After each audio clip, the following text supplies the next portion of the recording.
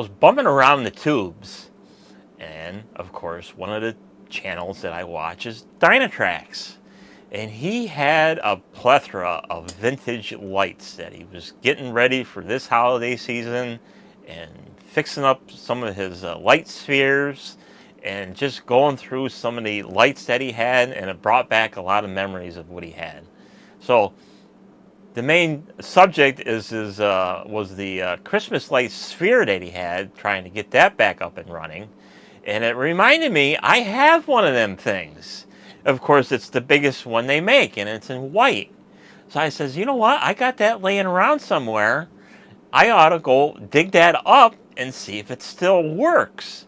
Because I semi-retired it because it used to go on a live tree outside, and it would be on a spruce. So the ball would go on top of the tree, because that's my thing. There has to be a big honking ball on top of a tree. So since it was a spruce, in the later parts of fall, I would actually go up on a ladder and I would start carving out a little dish on top of the tree, so when I was ready to put lights on it, I could put the ball inside that little cradle, so the wind would have a little bit harder time trying to blow that off the tree. So eventually that tree died because it got that spruce fungus and blight and whatever else attacks the blue spruces of the day. So eventually all of the needles started falling off, and it even came to the point where the new candles that came out every year, the disease outpaced it. So eventually I had to get rid of that tree, and in place I put a smaller tree in, which was at the time, and it's still out there and growing, and it's actually light capable of holding lights now. It's actually a green giant arborvitae. So it's at the stage now where it can actually support some weight now of different lights. I don't have a plethora of lights on it like normal spruce would have, but it's at that stage now where I keep adding more and more lights. But now it's at the stage where I need to do something about the top of it. So currently all I got is like a cluster of like C9 bulbs that are all wired together, and it looks like a white dot up there. But I want a ball up there. So I was thinking about getting another wireframe ball like I have on my big balsam hill out there. And I'm like, you know what? Do I really want to go down that road again of having to deal with that and rewire it and trying to figure out ways to make that thing stay on top? I said, you know what? He reminded me that I got that sphere. I should go dig it up. And here it is. It's down here. It's still in its box, because it's been in its box since I put it away. Because when I got my balsam hill, I says, yeah, the tree's incandescent, but everything else is going to be LED, so I don't have to fuss with it. So this is my Starlight sphere, and it's the biggest of the spheres that are made, and it comes from the same factory, so it could have any kind of different name on it. So this one's Starlight sphere. I believe, yeah, this one is from GKI Bethlehem Lighting, but it could easily have the name GE or Savannah or Martha Stewart Living, or whatever your generic brand is. So this is the biggest of the balls made. You can't get them any bigger than 150 unless you go wireframe, and then you can go up to, I think, almost 24 inches. So this is the 150. I believe it's the 10-inch ball. And this is, of course, a steady burn, and it is white. And this is the way they would come, and they would give you little ideas. If you wanted to decorate it for the different holidays, red, white, and blue, or red and green, or red, white, and green, or blah blah blah. So we're going to take this out of the box because it hasn't been out of the box in a long time. And I do have the receipt of when I bought this. I believe it's in the pre-2010 or in that era.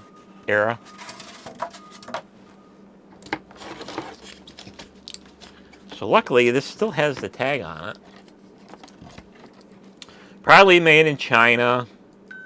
2009.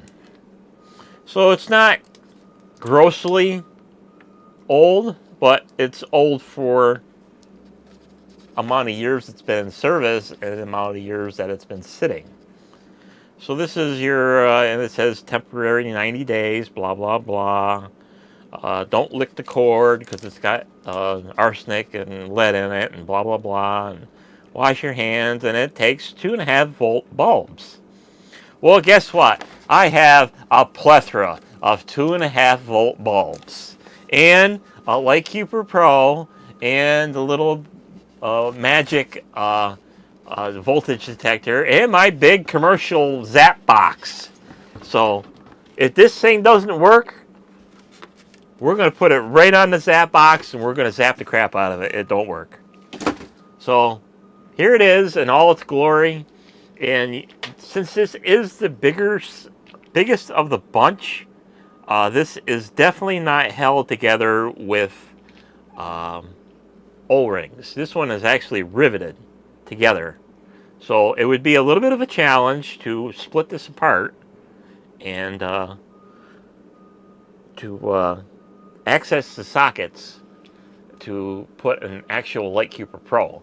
So that's one good reason why I got the commercial zap box, because if one side don't light, we can pluck out a bulb and plug it in and zap the crap out of it. So let's put this here so you don't roll away.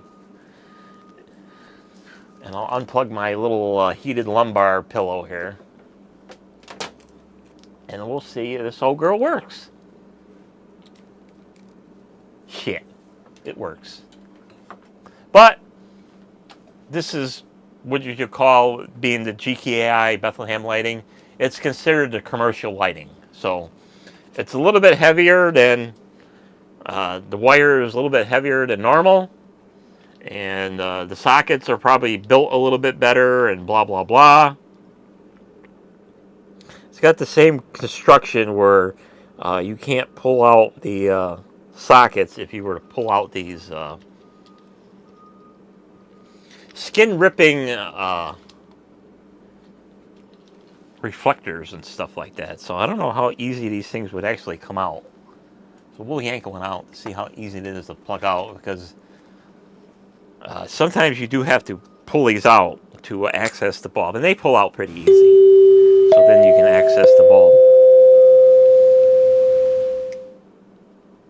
And then you just snap back in. So that's good. Because the way Dynatrack was fixing his bulbs, he was actually taking the pliers right on the bulb to rip them out.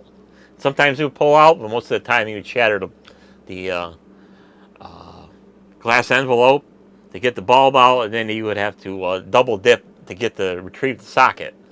So I don't think there's any spare bulbs, so I don't have any spare white bases. So I would have to salvage the bases, so I don't want to be destroying the bases if I were to have to pull them out. So if I had to change bulbs, I would have to pull out the decorative trim, pull out the bulb, yank out the envelope, put the new envelope in the socket, and put it in. So I think this year, not this year, but next year, this will be back on display for my Green Giant. I did punch a hole in it on the very bottom, because this was on my balsam hill for a little while. So I put that over the stud on top and then just prayed that the wind didn't blow it off. So I'll do the same thing to this. So probably what I'll do is I'll put an opposite hole right where the hanger is here, so I can put a threaded rod, so I can have, and then I can zip tie the threaded rod to the tree, or get them little plastic twist things where you can not damage the bark and stuff like that for the tree. So this old girl from 2009 had a little bit of a semi-retirement, but now in 2023 I will be bringing this back out of retirement. And now that he's been on for a little while, he's nice and warm, which is nice about incandescents. You don't get that with LED, unfortunately. even though LED lasts longer. So my Starlight sphere still works. There's no bulbs out, but it wouldn't really matter anyway because I would actually spend the time and the effort to fix this, unlike some people who can't be bothered. They just run them until they die and then they throw them out. So that's that for this video. Thanks for watching, and thanks to Dynatrack for bringing me back to all them old lights, because he had a plethora of them, especially the plastic icicle lights. I still got them, even though I wouldn't entertain, fixing the incandescents because they're kind of an oddball voltage. I would put them on brand new LED strands, and they'd probably be all white and stuff like that. And then he had the old candelabra-based, aka C7 bulbs, type bulbs, and the faceted bulbs, the big globes with the sprinkles on top, and the bells, and the bubble lights and stuff like that. He was actually telling me that he was fixing bubble lights, which is like, woo, wow, that's dedication, baby. And then he had these old flower tulip lights. And when I was a kid in the 80s and we got our first artificial tree, that's what it had. It had them flower petal lights. And let me tell you, they were a pain in the ass to fix once they started going out, because they were from the early 80s. So I don't know if they had any of the shunt technology or anything like that in them. Because I know once the section was out, the only way to fix them was to find a working one, or if there was a section in the other section working, pull that bulb out and just kept until you found it. And sometimes it was never found because it was a bad socket or something like that. So unfortunately for me, there's none of them sets of left. There might be a few remnants of them bulbs laying around in the bottom of the boxes or somewhere. And as for that tree that I grew up with as a kid, I try to keep that alive as long as possible, but it was one of them plastic trees.